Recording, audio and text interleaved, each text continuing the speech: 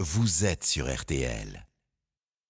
Vous, Christian, on part ce matin en Allemagne. On va parler écologie, sujet ô combien polémique. Ici, bien nos voisins, eux, ont franchi un cap. Le renouvelable est aujourd'hui leur principale source d'énergie. Absolument. Un peu plus de 40% de leur production nationale est désormais issue du renouvelable. Alors, c'est une montée en puissance qui est absolument spectaculaire. L'énergie verte ne représentait que 19% de l'offre en 2010. Mais, bien évidemment, il faut bien voir que ce n'est pas le fruit du seul génie local.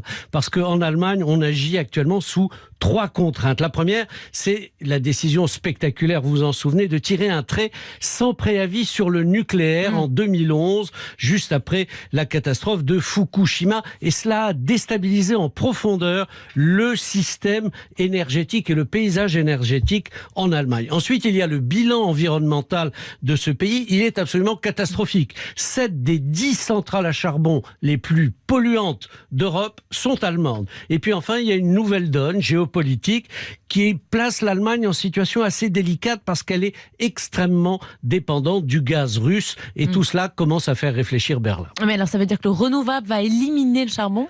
Écoutez, ce serait un soulagement d'abord pour les Allemands, mais aussi pour les pays riverains. Si vous êtes à Strasbourg, ça vous fait du bien pour les poumons. Parce que n'oublions pas quand même que l'Allemagne est le 4e plus gros émetteur de CO2 au monde. Alors malheureusement pour la planète et nos poumons, le charbon n'a pas encore totalement perdu pied dans ce pays. Il représente toujours 38% de la production d'énergie. Alors, bien sûr, on sait que la fin de partie est inéluctable. Mais ce que l'on ne sait pas encore, c'est à quelle date cela va définitivement se terminer, parce que la Commission allemande du charbon propose 2037 comme première étape de l'élimination progressive de cette source d'énergie. Vous l'avez dit, c'est pas pour demain. Il faut bien voir aussi qu'il y a une pression de la filière, il y a beaucoup d'emplois derrière, et aussi des pressions politiques importantes des Länder où se trouvent les mines de charbon. C'est assez massif. Notre voisin est avec la Pologne, le dernier grand pays minier et charbonnier de l'Union européenne. Ce statu quo n'est pas vraiment une perspective très encourageante.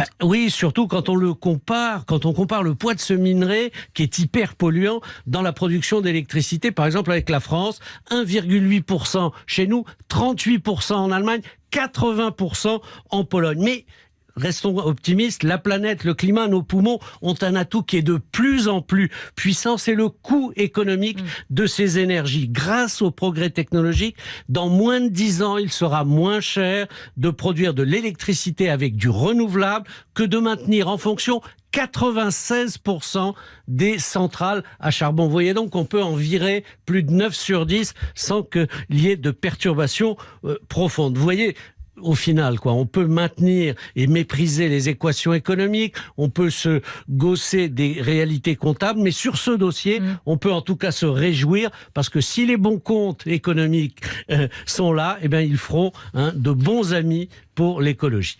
Vaut plus, Christian. Belle envolée en 2019 pour Airbus, qui va pour 11 milliards vendre 120 avions régionaux aux États-Unis. Sachez aussi que la pomme est en train de tomber de son arbre doré.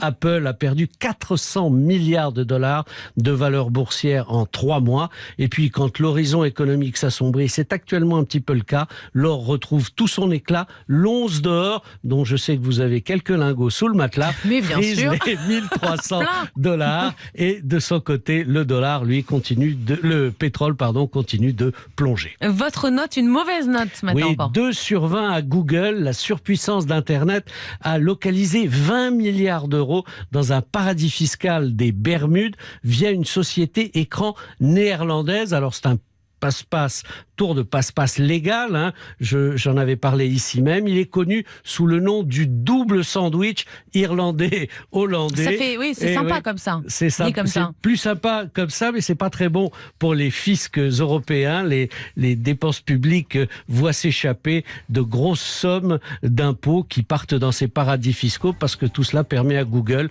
même légalement, de minimiser sa facture fiscale. Merci beaucoup, Christian Ecomenanto. C'est à retrouver sur rtl.fr.